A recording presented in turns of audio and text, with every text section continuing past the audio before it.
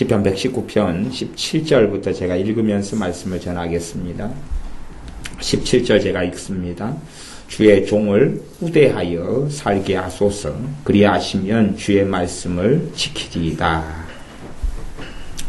17절 같은 말씀은 우리가 하는 기도하고 꽤 비슷하게 보입니다. 우리가 하는 기도는 그런 것이, 하나님 나를 성공시켜 주시면, 내게 넉넉한 물질을 주시면 내가 하나님을 섬기겠습니다. 넉넉한 물질을 주시면 제가 구제하겠습니다. 교회를 건축하겠습니다. 봉사하겠습니다. 넉넉한 물질을 주시면, 혹은 내 삶을 형통하게 해주시면 내가 이렇게 하겠습니다. 그런 기도하고 비슷하게 보입니다. 그런데 우리가 일상적으로 하는 기도하고 이 17절에 주의 종을 후대하여 살게 하소서. 그리하시면 주의 말씀을 지키리이다. 이것하고는 사실 우리가 하는 기도하고는 다른 기도입니다. 다른 기도라는 것을 제가 두 가지로 증명해 드릴 수가 있습니다. 첫 번째는 앞에 1절부터 16절까지의 말씀을 가지고 그 말씀의 문맥의 흐름 속에서는 이 우리가 생각하는 식의 어떤 하나님께 어떤 조건을 내거는 식의 이런 기도가 나올 수 있는 흐름 자체가 아니다는 것 하나. 그에 대한 거 자세하고 정확하게 제가 설명하는 거 시간이 걸리니까 그 정도까지 그거 하나. 또 하나 그러면 이 부분이 도대체 무슨 말이냐? 그러면 주의 종을 후대하여 살게 하소서. 그 말은 내 힘과 내 능력으로는 후대하여 산다는 게 잘 먹고 잘 산다는 게 아니라 하나님의 나를 잘 대접해가지고 나를 형통하게 하고 재미나게 하고 행복하게 하고 해피엔딩하게 하면 말씀을 지키겠다는 이야기가 아니라 후대하여 살게 해달라는 이야기는 내가 주님의 은혜가 아니면 내가 살 수 없습니다 하는 고백이 되는 것입니다. 내가 주님의 은혜와 주님의 능력이 아니고서는 내가 깨어있는 삶도 살 수 없고 내가 하나님을 잘 섬길 수도 없고 믿을 수도 없습니다. 말하자면 자신의 무능력함을 고백하고 있는 기도가 됩니다. 주님께서 나를 후대하여 살게 하지 않으시면 내가 어떻게 말씀을 지키고 삽니까?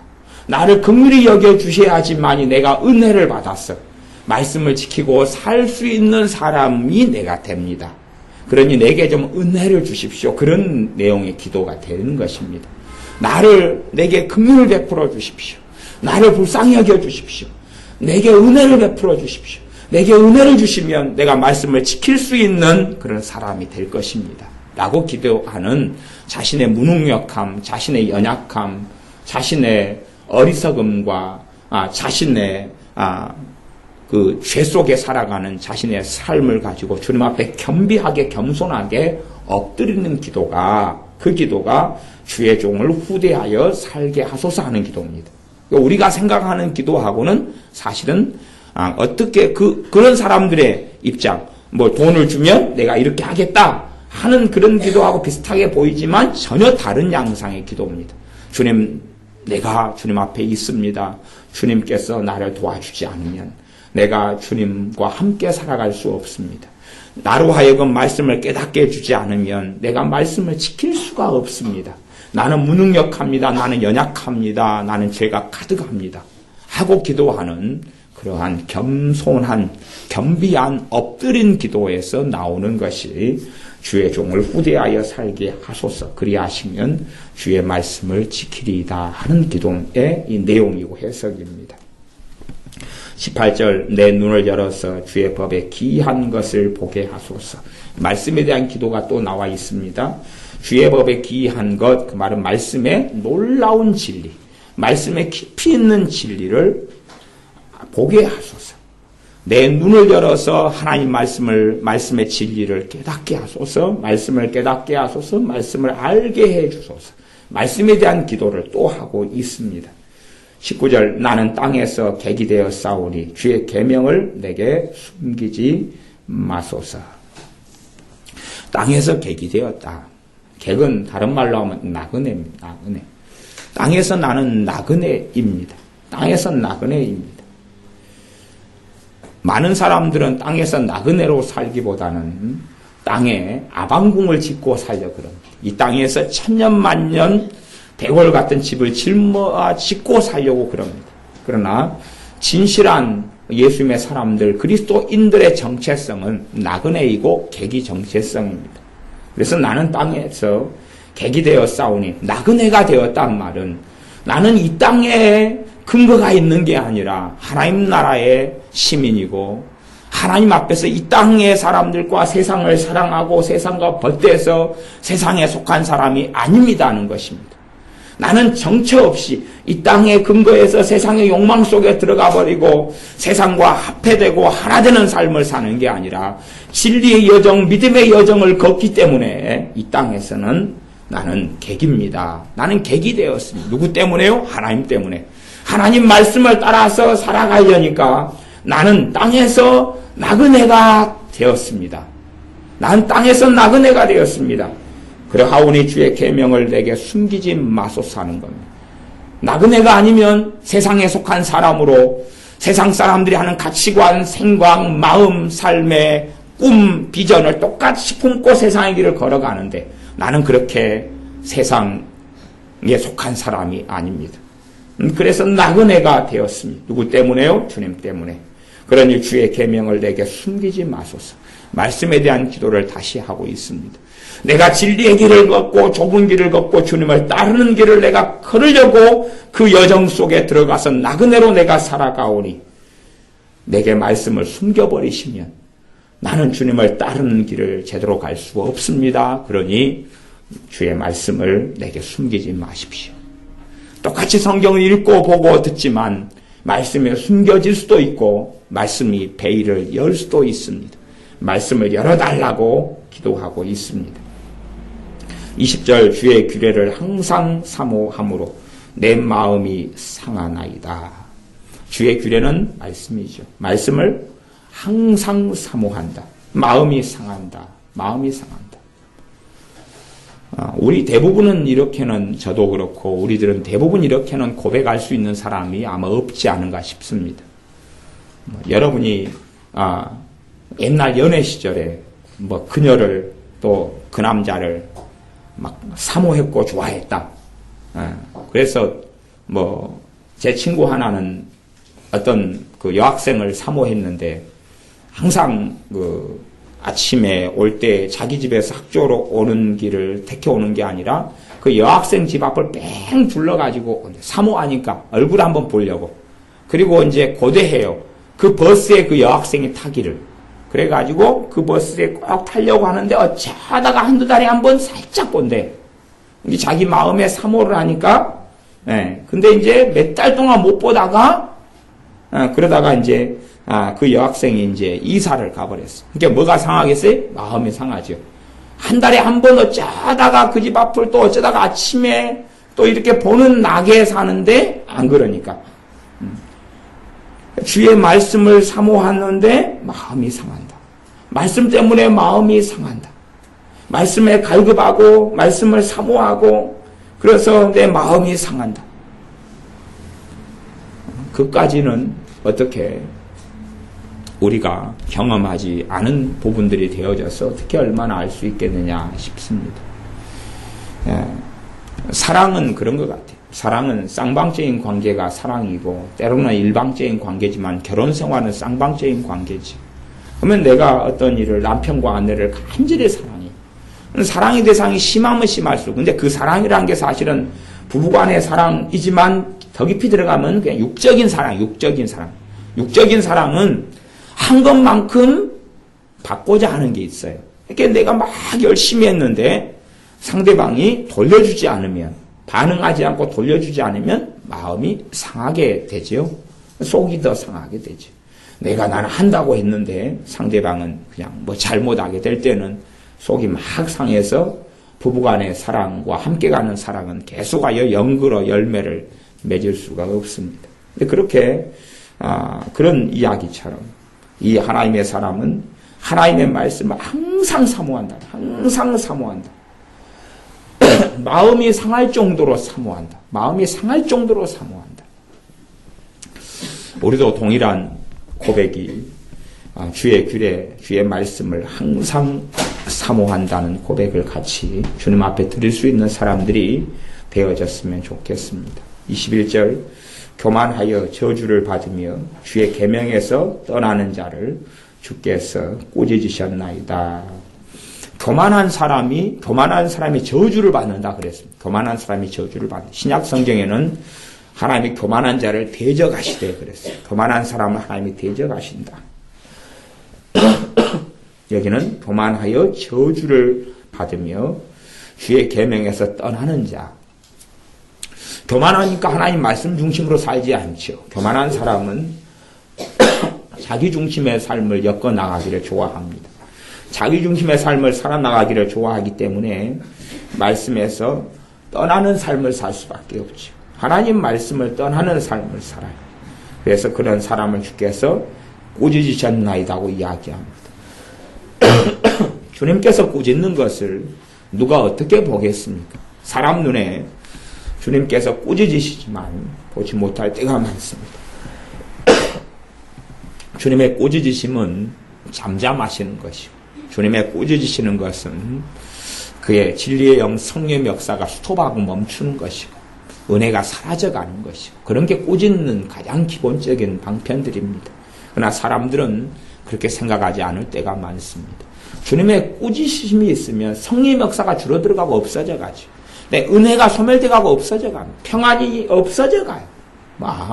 주님께서 꾸짖으시는구나 하는 것을 생각해야 됩니다.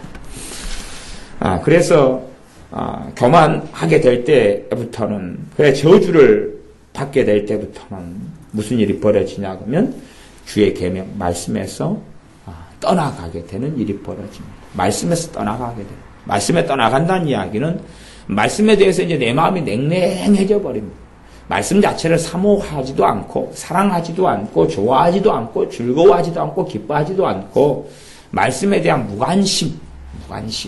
그렇기 때문에 주일날 예배당에 나갈 때 먼지 한번 털고, 또 어쩌다가 주일을 한 번 더 빠져먹어서 2주면 먼지가 많이 쌓였겠죠. 먼지 털고 다니는. 그래서 꼭 상비해야 될 것은 물티슈나 혹은 먼지떨이는 꼭 상비를 해야지 깨끗한 성경으로 이렇게 가지고 살 수가 있습니다.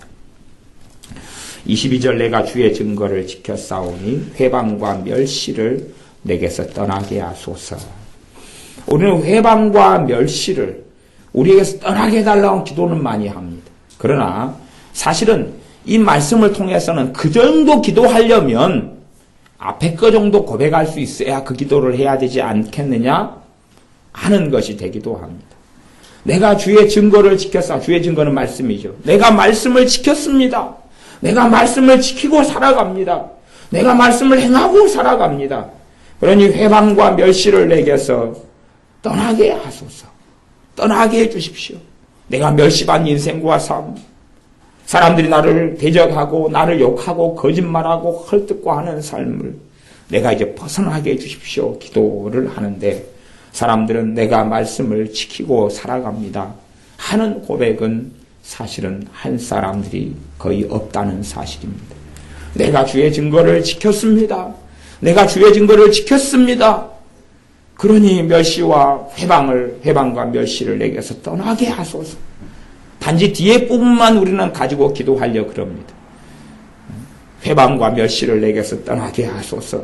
그것만 기도하지만 사실은 앞의 기도가, 앞의 고백이 주님 앞에 할 수 있느냐의 문제입니다. 사람들은 다 이제 자기 편리적으로 성경을 보기도 하고 기도하기도 합니다. 23절 방백들도 앉아 나를 회방하여 싸우나 주의 종은 주의 율례를 묵상하였나이다. 방백들도 앉아서 나를 회방한다는 것은 방백들은 첫째는 주의 종들을 이야기하고 주의 종도 그렇고, 두 번째는 그 사회의 유지들, 권력자들, 뭔가를 가진 사람, 돈 있는 사람, 힘 있는 사람, 이런 지도자들조차도 공평한 판단을 하고 오는 게 아니라 나를 회방하고 나를 정죄하고 나를 욕하고 그런다, 그런 말입니다. 그런 상황 속에서도 이 하나님의 사람은 주의 율례를 묵상하나이다라고 고백합니다. 그런 상황 속에서도 말씀을 묵상한다는 것입니다. 어떤 이들은 말씀을 사모하거나 주님을 사모하다가 삶 속에 고난과 어려움을 당하면 내가 주님을 의지한 결과가 이거란 말입니까? 내가 주님을 믿은 결과가 이거란 말입니까?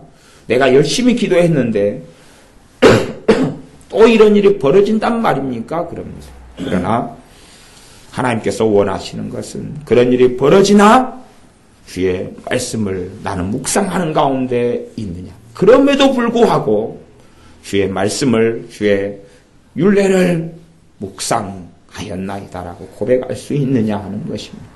그럼에도 불구하고 환난에도 불구하고 멸시에도 불구하고 공격에도 불구하고 회방에도 불구하고 그런 일들 가운데서라도 주님을 사랑하고 주님을 신뢰하고 의지하기 때문에 주의 율례를, 주의 말씀을 묵상하였나이다 고백하는 여정 속에 우리는 들어야 합니다. 24절 주의 증거는 나의 즐거움이요 나의 모사니이다 고백하는 것입니다.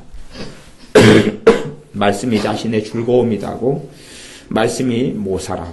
모사는 상담자, 카운셀러를 이야기합니다. 제가 법률에 어떤 문제가 필요할 때 되면 변호사나 아니면 법조인, 그러니까 법무사나 뭐 이런 분들하고 상담해서 법 문제를 해결해 갈 수 있겠죠. 또 제가 수도가 고장 났으면은 수도 전문 수리하는 분하고 상담해서 해 나가겠죠. 그 다음에 또 지금 교회 예배당 같으면 예배당 출입구에가 문이 좀 아래 기계가 좀 노후되고 낡아서 그걸 바꿔달라고 연락을 했어요. 그래서 오후 되면 그걸 수리한 게 아니고 아예 바꾸려고 이렇게 올 텐데 그건 모사라 그 말이에요. 모사. 제가 할 수 없잖아요. 제가 그 전문적인 일을 할 수 없으니까 그런 기계도 없고 그러니까 전문가를 불러가지고 하는 게 모사라 그 말이에요. 전기에 문제가 생기면 전기 전문가가 필요하고 모사라 그 말이에요. 주의 말씀이 증거가 되고 즐거움이 되고 그런 사람에게는 사실은 말씀을 통하여 모사를 넣습니다. 모사는 우리가 잘 삼국지를 읽은 분들은 제갈공명을 모사라 그랬습니다. 군사라 그러고 모사라 제갈공명 같은 사람. 하나님의 말씀이 그 역할을 해줘요. 말씀 가운데 누가 행하셔서 그러냐 그러면 성령 하나님이 행하셔서 그러는 것이. 성령 하나님의 다른 별칭이 보혜사라 그러고 카운셀러라 그럽니다. 성령 하나님을 상담자라 그러고 그 다음에 헬퍼라 그러고 돕는 분이라 그러고 그 다음에 보혜사라 그러고 옆에 계셔서 돕는 분 그런 뜻을 가지고 있습니다. 그런데 성령 하나님은 진리의 영이시기 때문에 말씀을 즐거워하고 말씀을 사랑하는 사람들에게 주의 증거가 즐거움이 되는 사람들에게 말씀을 통하여 얻게 되는 게 성령 하나님의 모사되심입니다. 그러나 많은 사람들은 성령 하나님의 모사되심을 많은 그리스도인들은 경험하지 못합니다. 극소수만이 경험하는 겁니다. 왜 극소수만 그러느냐?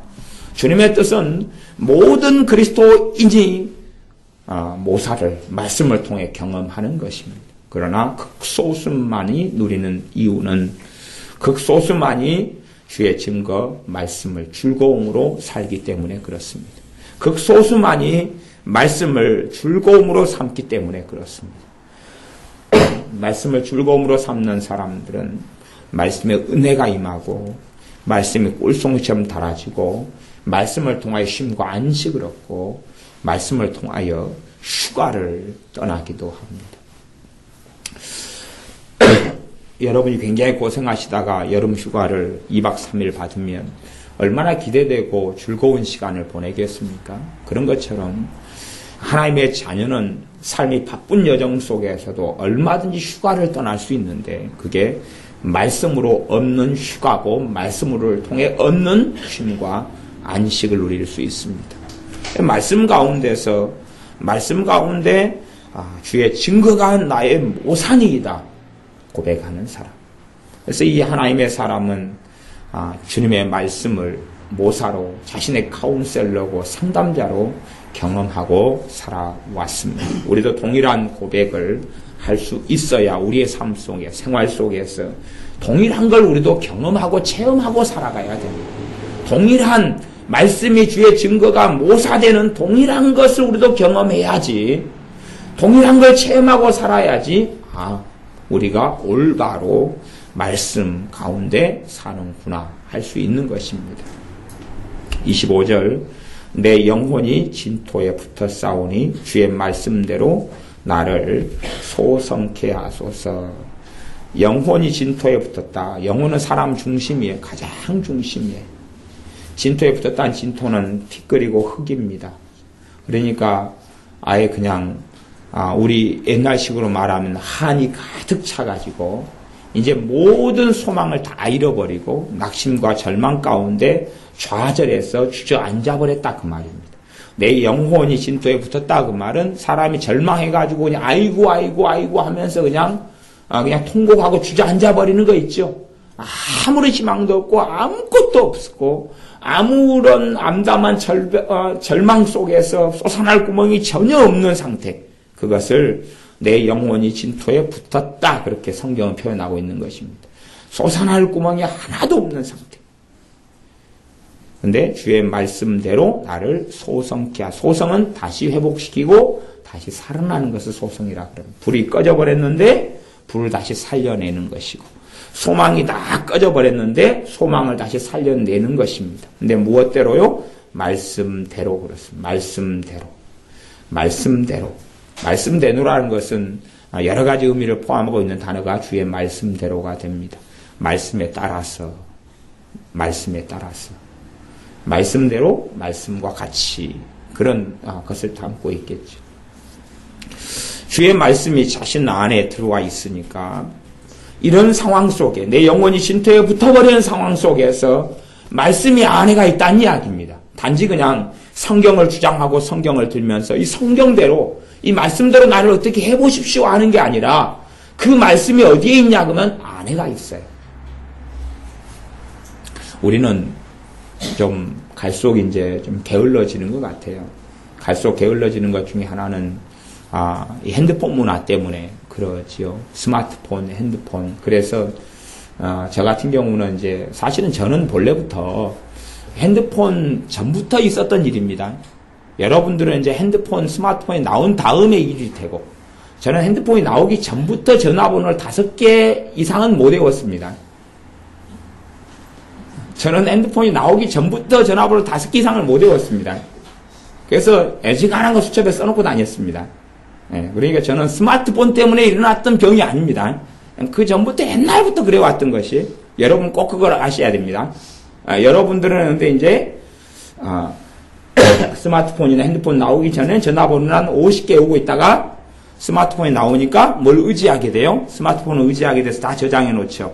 그 다음에는 이제 50개가 40개, 30개, 20개, 10개, 5개 이렇게 줄어들었으면 저하고는 입장이 다르신 겁니다.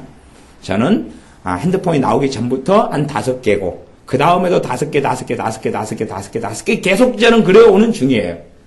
그러니까 여러분이 저하고는 입장이 꽤 다르다는 걸 꼭 기억하셔야 됩니다. 근데 이 성경이 이제 그런 거와 비슷해요. 성경이 언제든지 열어볼 수 있잖아요. 이 성경이 언제든지 열어볼 수 있고 언제든지 집에 있잖아요. 그러니까 말씀을 담아두기보다는 말씀을 구경해요. 언제든지 열어볼 수 있으니까. 여러분이 꼭 책을 읽으시려거든 좋은 책을 읽으시려거든 방법이 있습니다. 저한테 빌려가십시오. 저한테 빌려가셔요. 빌려가시면서 꼭 일주일 안에 돌려드리겠습니다. 그거 빌려가십시오. 돈 주고 사버리면 그때부터는 이제 내 거니까 언제든지 볼 수 있잖아요. 그래서 보겠어요? 안 보겠어요? 안 보죠. 저는 그게 좀 안타깝습니다. 책을 빌릴 사람이 없는 게 안타까워요.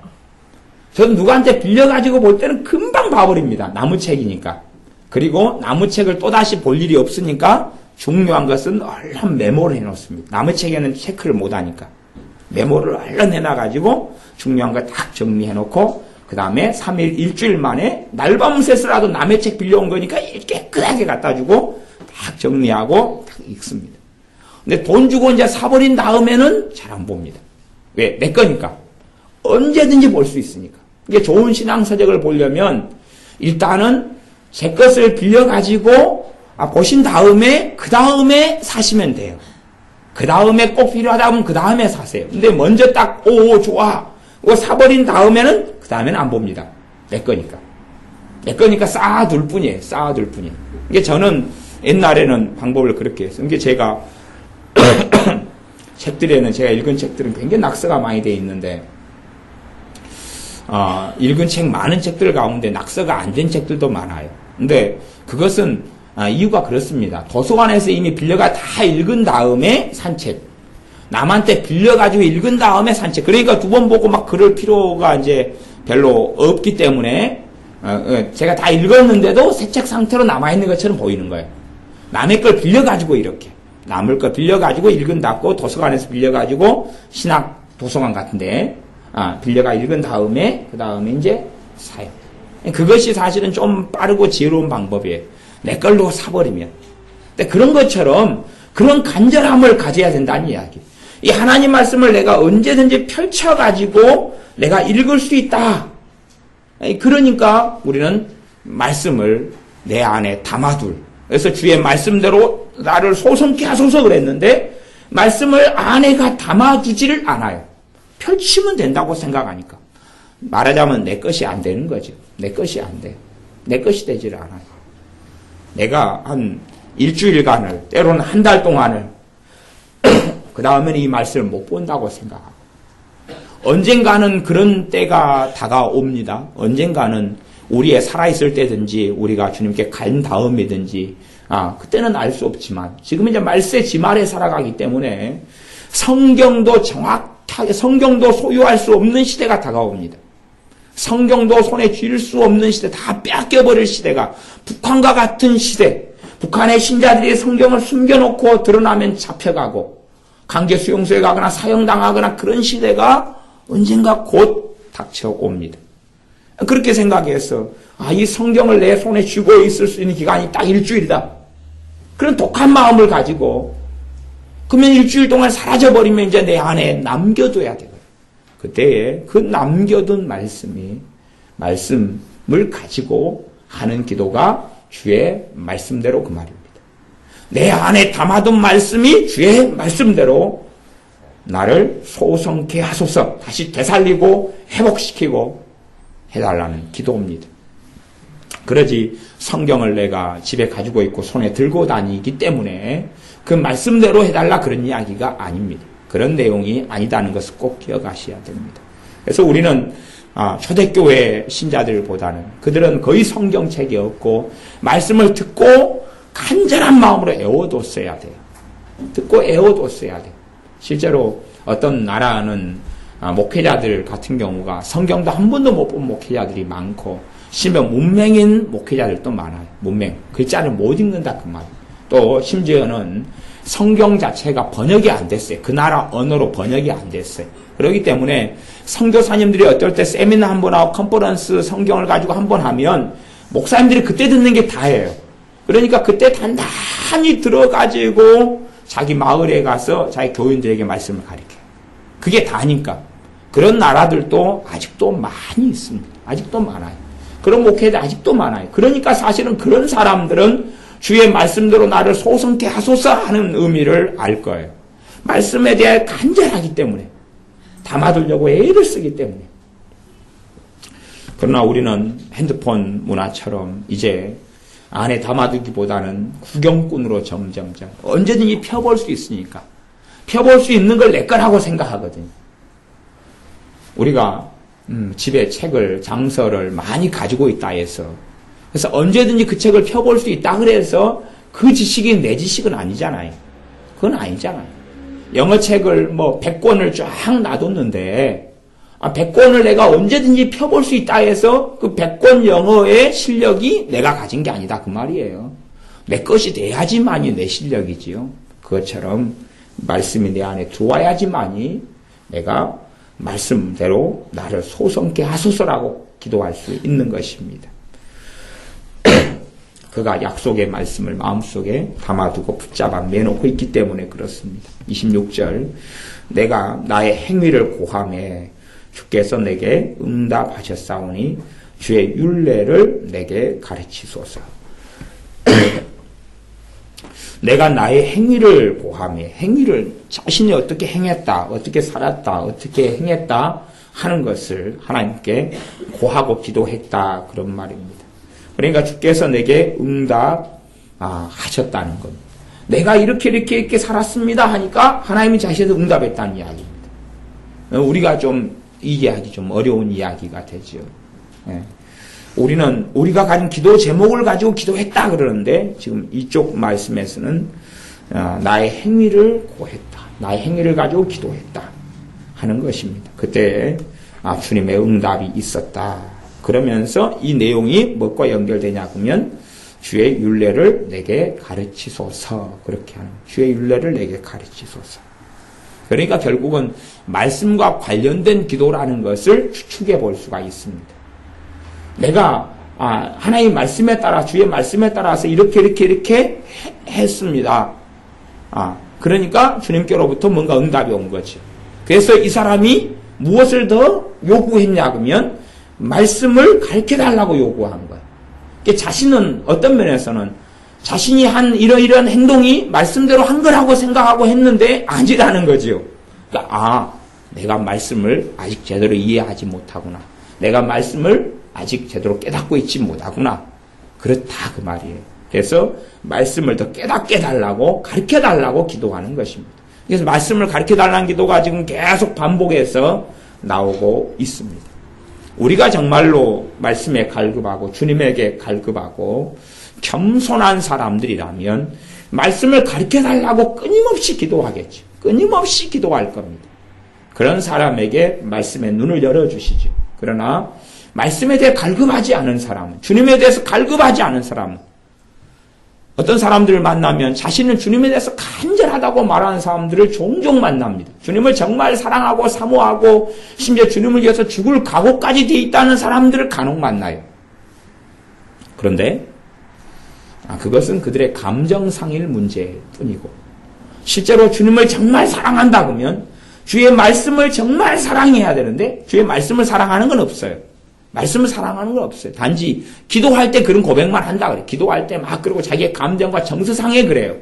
그러나 주님을 정말 사랑하면 주님의 말씀을 사랑하는 길을 걸어가는 것이 그것이 바르고 옳은 것이 그렇게 되지 않고 그 열매로 나타나지 않은 경우에는 그들이 하는 고백은 단지 감정적인 말하자면 충동적인 것에 불과하다 그 말이에요. 우리가 홈쇼핑 광고 보고 충동 구매를 했어요. 충동 구매한 제품을 나는 너무 사랑한다 그럴 수는 없죠. 막상 구매해놓고 보면 후회가 되잖아요. 왜 샀지? 구매하기 전에는 정말로 그 제품이 필요할 것 같은데 충동 구매한 다음에는 쓸모가 없는 거예요. 그런 일이 얼마나 우리에게 많이 벌어집니까? 27절 나로 주의 법도의 길을 깨닫게 하소서. 주의 법도의 길도 말씀이죠. 말씀. 어떻게 말씀대로 살아가야 하는지를 깨닫게 달라 그 말이에요. 어떻게 말씀대로 살아가야 하는지를 주의 법도가 말씀이죠. 말씀의 길이니까 말씀대로 행하는 삶, 말씀을 따라 살아가는 삶을 깨닫게 달라고 하는 것입니다. 실제로 이 말씀이 삶 속에 어떻게 적용되고 이 말씀을 가지고 어떻게 실제의 가정생활과 실제의 직장생활과 실제의 경제생활과 자녀 교육과 대인관계와 인간관계와 실제로 이 말씀을 가지고 어떻게 기도하고 이 말씀을 가지고 어떻게 하나님을 섬기고 살아가는 것을 깨닫게 해달라고 기도하는 것입니다. 시편 119편을 지은 사람이 누군지는 모릅니다. 그러나 최소한 알 수 있는 것은 성령 충만한 사람이고 누구보다 하나님과 가까운 사람이라는 걸 알 수가 있어요. 정말로 하나님을 경외했고 하나님과 가까운 사람이 무슨 기도를 하냐 그러면 주의 법도의 길을 깨닫게 하소서라고 기도하는 겁니다. 주님과 가까울수록 주의 법도의 길을 깨닫게 달라는 기도가 더 중요하고 사실은 더 필요했다는 것을 알 수가 있어요. 사실은 우리는 이 시편 119편의 저자 같은 이러한 믿음의 사람이 아니면 우리는 이 하나님의 사람보다 더 많이 주의 법도의 길을 깨닫게 해달라고 더 많이 기도해야 될 사람들이 누구보다 우리가 돼야 됩니다. 그리하시면 내가 주의 기사를 묵상하리이다. 그리하시면 내가 주의 기사를 묵상하리이다. 주님께서 행하신 기적과 이적을 주님께서 행하신 오묘한 일들을 내가 묵상하겠습니다. 그런 것입니다. 28절 나의 영혼이 눌림을 인하여 녹사오니 주의 말씀대로 나를 세우소서. 그 앞에 25절하고 비슷하지요. 나의 영혼이 눌림을 인하여 녹사오니 막 마음이 녹아버리고 막 그럴 정도니까 얼마나 비참하고 어려운 상황이겠어요.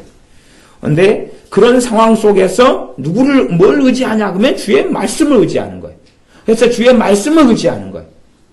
비참한 상황, 절망적인 상황에서 자꾸만 주의 말씀을 의지해요. 우리는 좀 어려운 상황이 되면 주의 말씀을 의지하기보다는 뭘 의지해요? 사람을 의지합니다. 내 머리를 의지하고 내 지혜를 의지하고 사람을 의지해요. 돈을 의지해요. 그래서 어디서 돈을 어디서 빌리고 얻을까? 그러죠. 하지만 우리 현대인들이, 현대 그리스도인들이 거의 하지 않는 일이 그거예요.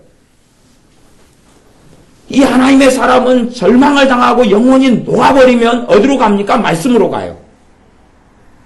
근데 우리 현대 그리스도인들은 암담한 일이 벌어지면 말씀으로 안 가요. 왜냐하면 우리가 보기에는 말씀에는 답이 없게 보이거든요. 내가 오늘 살아가는 문제에 있어서 답이 여기에는 없게 보이거든요. 답이 없게 보여요. 이 구약시대 하나님의 사람이 가진 성경의 분량은 절반이 안 됩니다. 66권 가운데 절반이 안 돼요. 절반이 안 돼요. 우리는 온 통을 다 가지고 있어요. 66권을 전체를 다 가지고 있어요. 절반이 안 되는 데서도 이 사람은 답을 찾았어요. 우리는 통째로 다 가지고 있는 데서 답을 못 찾는다면 이상하지요. 물론 우리가 아파트를 어디로 이사 갈 것이냐 그에 대한 답은 여기에 없을 거예요. 그러나 그런 문제를 할지라도 말씀 속에 가면 어떤 말씀을 통해서 성령 하나님께서는 적용되게 하시고 이해되게 하시며 깨닫게 하셔서 답을 얻게 하신다는 이야기예요. 그것이 정확히 여기는 안 나왔지만 어떤 암담한 문제, 영혼의 눌림, 영혼의 절박성에 가니까 이 하나님의 사람들은 자꾸만 어디로 가냐 그러면 말씀으로 가요. 근데 우리는 말씀으로는 안 갑니다. 왜냐면 아무리 들다봐도 여기에 해답이 없게 보이거든요. 근데 이 하나님의 사람은 여기가 해답이 있다고 성령의 감동으로 선언하고 선포하고 고백하고 있는 것입니다. 우리가 지금 경험하는 것하고는 아주 많이 달라요. 지금 아주 많이 달라요. 내 영혼이 눌림을 인하여 그러면 눌림은 어마어마하게 많은 종류가 있겠죠. 마음속에 환경상의 완전한 절망, 내 몸의 질병, 우울증, 돈 문제, 인간관계의 암담함 등등의 무수히 많은 영혼의 눌림이 있을 겁니다. 그래서 완전 녹아버릴 정도로 마음이 그냥 완전히 그냥 무너져버린다. 그것을 성경은 녹았다 그렇게 표현합니다. 마음이 완전히 무너져버렸다는 것을 그걸 녹았다 그러는데 주의 말씀대로 나를 세우소서. 어디로 가냐 그러면 말씀으로 가는 거예요. 말씀으로 가요. 말씀으로 가요. 그리는 상황 속에서 말씀으로 가요. 대부분의 신자들은 그런 절망의 상황 속에 말씀으로는 안 갑니다. 여기는 그런 게 대한 답이 없다고 보이거든요. 근데 말씀으로 갈 때에 진리의 영인 성령 하나님께서 역사하시기 시작합니다. 말씀으로 갈 때 하나님 아버지께서 역사하시기 시작합니다. 주의 말씀으로 갈 때 주님이 역사하고 일하기 시작합니다. 사람들은 그 가장 기본적인 걸 이해하지 못합니다. 그래서 어떤 이는 절망을 만나서 기도로 갑니다. 아니, 정확히 기도로 가는 건 좋은 일입니다. 기도로 가는 건 좋은 일입니다. 그러나 어떤 이들의 기도는 단지 한숨이요, 한탄이요, 비통함이요, 서러움에 불과한 기도. 믿음의 기도가 돼야지 능력이 있기 때문에 말씀과 기도 둘 다로 들어가야 돼요. 그 중에서 더 깊은 기도 속에 들어가려면 바르게 말씀 속에 들어가면 기도가 쏟아져 나오는, 말씀 속에서 기도가 흘러나오는 그런 것이 가장 좋고 좋은 것입니다. 29절 32절까지만 하겠습니다. 29절 거짓 행위를 내게서 떠나게 하시고 주의 법을 내게 은혜로이 베푸소서. 거짓 행위, 잘못된 행위, 거짓말, 위선적인 행동 그런 것을 떠나게 해달라. 떠나게 달라는 이야기는 이 하나님의 사람도 그런 게 있었다 그 말이죠. 그런 게 있다는 이야기죠. 그런 게 있으니까 기도하는 거죠. 이 땅의 삶 속에서 완벽하고 퍼펙트한 삶은 내 능력과 내 힘으로는 살 수가 없습니다. 내 능력과 내 힘과 내 지혜와 내 의지력으로는 완벽한 삶을 살 수가 없어요. 그래서 이 거짓 행위들이 우리에게는 생겨날 수밖에 없습니다. 위선이 생겨나고 과장이 생겨나고 뻥을 치는 게 생겨나고 허위가 생겨나고 그런 게 생겨나는데 그런 것 가운데 거짓 행위를 내게서 떠나게 하시고 대신에 주의 법을 내게 은혜로이 베푸소서. 주의 법을 말씀을 내게 은혜 가운데 베풀어 달라는 거지. 이게 말씀이라는 게 있어도 그 말씀 가운데 은혜가 나타나지 않으면 말씀을 먹을 수 없고 말씀이 내 살이 되고 영혼의 양식이 될 수 없고 말씀을 통하여 내가 충만한 하나님의 능력과 사랑하심을 누릴 수 없다는 이야기. 그렇기 때문에 말씀을 놓고 기도를 자꾸 하는 것이 말씀을 놓고 이런 기도는 마지막 176절까지 반복해서 나올 거예요. 말씀을 놓고 하는 기도가. 그래서 말씀을 놓고 기도하는 거 굉장히 중요하다 그러고 옛날에도 제가 몇 번 말씀을 전한 적이 있습니다. 근데 주의 법에 하나님 말씀에 대하여 은혜가 있어야지 은혜를 통하여 말씀이 다가오고 말씀이 역사해야지 되는 것입니다. 30절 내가 성실한 길을 택하고 주의 규례를 내 앞에 두었나이다. 이런 고백이 우리에게 될 수 있어야 한다 그랬습니다. 내가 성실한 길을 택합니다. 내가 성실한 길. 성경의 성실한 길은 하나님 앞에 살아나가는 여정과 삶을 성실한 길이다 그러는 겁니다. 하나님 앞에 사는 것을 성실한 길이다 그래요. 하나님 앞에 사는 걸 성실한 길이다 그러지 인간 관계 속에서 인격적인 성실을 이야기하는 게 아닙니다. 하나님 앞에서 충직하게 걸어가는 것을 성실한 길이다 그럽니다. 성실한 길을 내가 택합니다. 내가 택합니다. 내가 택하고 삽니다. 성실한 길을 하나님의 여정과 길을 걸어갈 때에는 때로는 손해도 봐야 되고 때로는 다른 사람들의 핍박도 받아야 되는 여정입니다. 주의 규례를 내 앞에 두었나이다. 주의 규례를 말씀을 내 앞에 두었다는 것은 말씀으로 이정표를 삼았다는 이야기입니다. 보통은 그 과거의 사람들은 우리 조선시대 고려시대도 그랬지만 등을 밤에 손에 들고 갑니다. 이것을 주의 규례를 내 앞에 두었다 그런 것입니다. 등을 비춰가지고 쫙 보고 길을 찾아가지고 가지요. 그것처럼 내 앞에 주의 규례를 두었다는 것은 말씀을 가지고 삶을 비춰보고 걸어간다는 이야기입니다. 방향을 내가 잡아가지고 말씀에 협조하라 그러는 게 아니라 말씀으로 삶을 비춰보고 살펴보고 그 바른 여정의 길을 걸어간다는 이야기입니다. 말씀을 앞에 두었다는 이야기지 말씀을 X사르나 뒤에 두었다는 이야기가 아니라 앞에 두었다는 이야기입니다. 앞에 두었다는 이야기. 말씀을 나침반 삼고 지침 삼고 말씀을 규정 삼고 규례 삼고 말씀을 표대 삼아가지고 간다 하는 것입니다. 31절 내가 주의 증거에 밀접하였사오니 밀접은 탁 달라붙어 있는 걸 밀접이다 그러는 것이 요즘하고는 이제 좀 그렇게 그냥 콱 매달려 있는 것은 밀접이다 그래요. 그러니까 어떨 때 옛날에는 썼냐 그러면은 이런 국기 개양대에 짝대기에 태극기가 붙어 있는 걸 밀접하다 그렇게 쓰는 것이. 그러니까 우리가 쓰는 것보다 훨씬 더 확고한 단어가 지금하고는 약간 개념상에 약간 변화가 있는 단어가 밀접입니다. 근데 이 밀접은 그래서 주의 증거에 밀접했다 그 말은 말씀에 내가 탁 달라붙었다 그 말이에요. 말씀에 내가 꽉 매달려 있다 그 말이에요. 꼭 엄마가 가면은 어린 자식이 엄마 치마를 붙잡고 엄마를 막 붙잡고 막 가요. 그러니까 엄마가 힘이 세니까 아들내미가 막 질질 끌려가죠 그냥. 엄마가 가는 대로 막 질질 끌려가요. 그건 밀접하다 그 말이에요. 밀접하다 그 말이에요. 그런 것처럼 이 말씀의 주의 증거에 밀접합니다. 하나님 말씀에 내가 꽉 달라붙어 있습니다. 말씀에 내가 꽉 달라붙어 있습니다. 내 마음이 생각이 삶의 가치관이 말씀에 꽉 달라붙어 있습니다. 고백하고 있는 겁니다. 하나님께요. 과연 우리 가운데 그런 고백을 드릴 수 있는 사람이 어디 얼마나 있겠습니까? 저나 우리나 다. 우리 가운데 내가 주의 말씀에 내가 꽉 달라붙어 있습니다. 주의 말씀에 내가 꽉 달라붙어 있습니다. 밀접하여 사오니 그런 꽉 달라붙어 있어. 내가 달라붙어서 삽니다라고 고백하는 겁니다. 그러니 여호와여 나로 수치를 당케 마소서. 우리는 뒤에 기도는 우리가 한다 그 말이에요. 주님 나로 부끄럽지 않게 해주십시오. 수치를 당하지 않게 해주십시오. 기도합니다. 근데 앞에 고백이 과연 할 수 있느냐는 이야기입니다. 그러니까 우리는 앞에 고백은 하지 않고 뒤에 것만 요구합니다. 나로 수치를 당케 하지 말아주십시오. 그렇기 때문에 많은 이들의 기도가 응답되지 않는 것입니다. 많은 신자들의 기도가 응답되지 않는 것입니다. 내가 나로 수치를 당케 하지 마소서 기도하려면 앞에 고백이 가능하냐를 살펴봐야 됩니다. 앞에 고백이 가능하냐를 살펴봐야 돼요.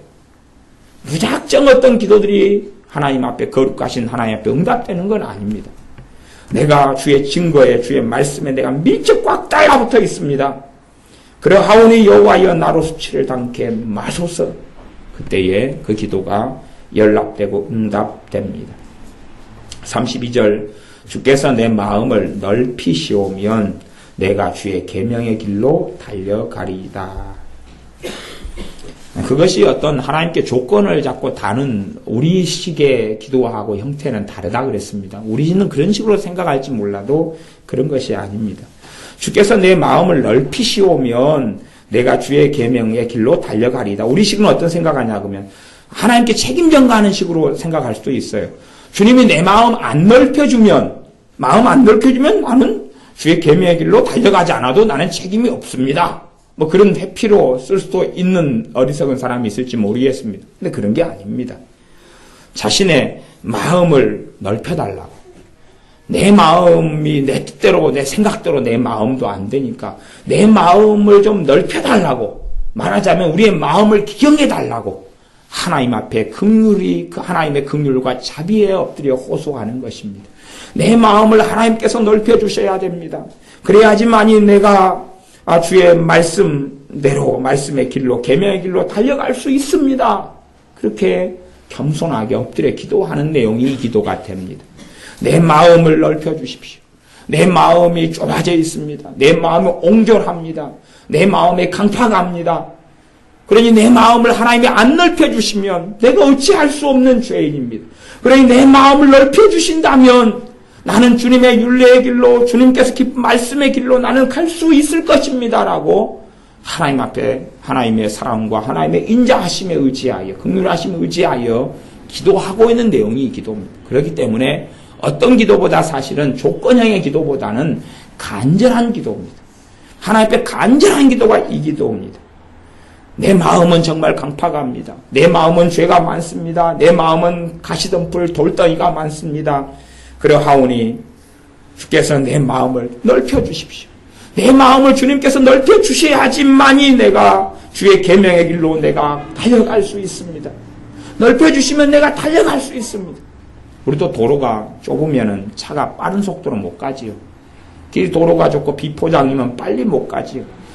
넓혀주면 넓은 도로 8차선이 되고 차도 없고 그러면은 쌩쌩 달릴 수가 있죠. 그런 것처럼 마음을 넓혀주시고 돌덩이가 막 치워져 가고 그리 되면 하나님께 기뻐하시는 삶의 여정으로 쉥 가서 하나님을 기쁘게 하겠습니다. 그렇게 하나님 앞에 엎드려서 기도하는 겁니다. 우리의 삶 속에 말씀을 따라 기도하고 주님 앞에 더 겸비함으로 나아가서 말씀을 놓고도 기도하고 또한 말씀을 내가 단지 구경하는 사람이 아니라 단지 일주일 이제 내가 이걸 가지고 있다. 내가 한 달 가지고 있다가 이제 성경은 내게 다 없어질 거다. 아니면 내게 3개월이 시한부다. 일주일이 2주일이 시한부다라고 생각하고 그동안에 최대한 말씀을 집어넣어야 된다는 그 간절함과 절박함을 우리가 가져야 됩니다. 무엇보다 주님의 긍휼과 은혜가 없이는 우리의 마음이 넓어지지도 않고 우리가 우리의 마음이 새로워질 수도 없기 때문에 주님 앞에 더 엎드려서 말씀을 놓고 또 겸비함으로 기도하는 것이 필요합니다. 그래서 우리의 삶 속에 말씀을 통해 말씀대로 살게 하시며 말씀이 모사가 되며 말씀이 즐거움이 되어서 말씀 가운데 하나님의 살아계심과 하나님께 길을 열어주심과 은혜 주심을 가득히 누리시기를 바랍니다. 기도하겠습니다. 아버지 하나님, 우리가 주의 증거대로 주의 율례대로 살기를 원합니다.